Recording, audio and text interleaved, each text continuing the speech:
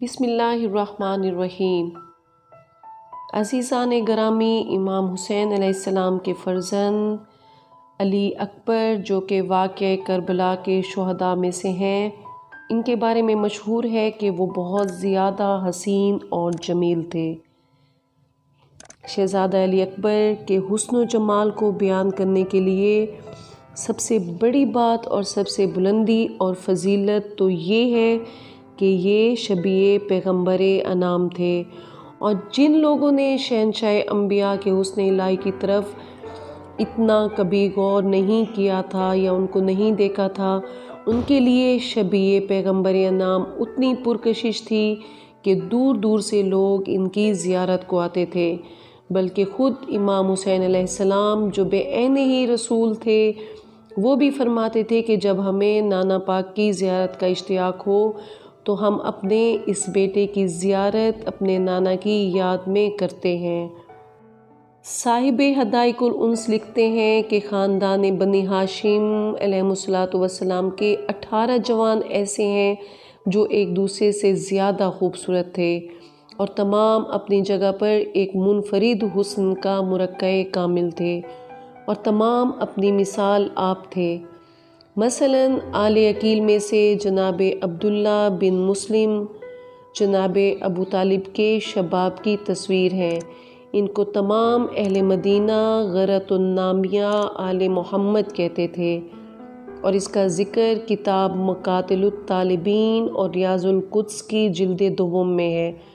دوسرے ہیں جناب کردگار وفا جو شبیہ وجہ الہی کے حسن و شباب کی بے عیب چٹان تھے، جن کو تمام اہل مدینہ قمر بنی ہاشم کہتے تھے۔ اور تیسرے ہیں مولا عباس کے لخت جگر جناب محمد جو امیر کائنات کی اٹھتی جوانی کی مکمل شبیہ تھے۔ ان کو تمام اہل مدینہ اصبح الناس کہتے تھے، یعنی ان کو سب سے زیادہ سبی رنگت کا مالک مانا جاتا تھا۔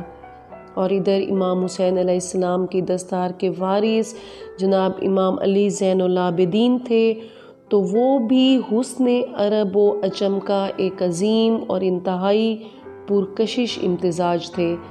ان کی رنگت تمام جوانان بنی ہاشم میں سے زیادہ کھلی ہوئی تھی۔ لوگ کہتے تھے کہ جناب سجاد کے رخ انور پر حسن کی صبح صادق ہمیشہ طلوع رہتی ہے۔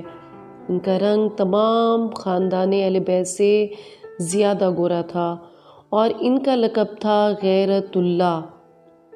اور ادھر شہزادہ امیر قاسم ہے تو وہ اپنے بابا امام حسن علیہ السلام کی شبیہ کامل تھے، اور ان کو فلقۃ القمر یعنی چاند کا ٹکڑا کہا جاتا ہے۔ اور ایسے ہی جناب حسن مثنیٰ تھے جو شہنشاہ انبیاء کے بابا کی شبیہ تھے۔ اور ادھر جناب علی بن عبداللہ بن جعفر طیار تھے تو وہ جناب جعفر طیار کے جمال بے مثال کی زندہ تصویر تھے۔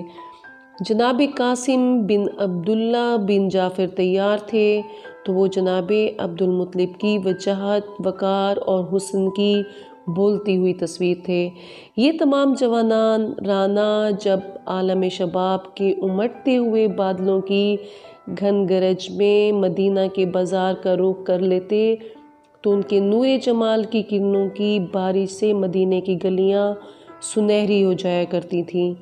جب یہ تمام جوان مل کر مدینہ کی سیر کو جاتے تو تمام بازار پر سکوت چھا جاتا تھا اور کاروبار رک جاتا تھا۔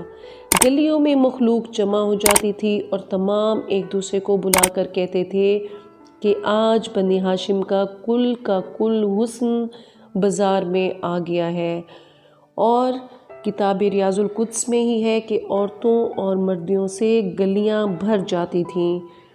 اور میں یہ سمجھتی ہوں کہ جوان اولاد والوں کے دلوں سے بے ساختہ یہ دعا نکلتی ہوگی کہ خدا کرے تمہاری جوانیاں قائم اور دائم رہیں، خدا کرے یہ جوڑے سلامت رہیں۔ عزیزان، جناب یعقوب نے اپنے 11 بیٹوں کو فرمایا تھا کہ تم ایک ساتھ ایک دروازے سے داخل نہ ہونا، کہیں کسی کی نظر نہ لگ جائے۔ اور یہاں 18 یوسف کنعانی رسول تھے۔ یقیناً عالیہ بی بی ان کو بھی فرماتے ضرور ہوں گے کہ تم مل کر بازار نہ جایا کرو، کہیں کسی بد نظر کی نظر نہ لگ جائے۔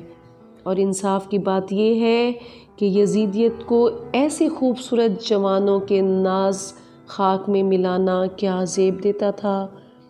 کیا شبیہ پیغمبر کے ساتھ جو سلوک کربلا میں ہوا وہ ٹھیک تھا؟ کیا کربلا میں جو رویہ ان جوانان کے ساتھ رکھا گیا یا جو ظلم ان کے ساتھ ہوا وہ کرنا کیا ٹھیک تھا؟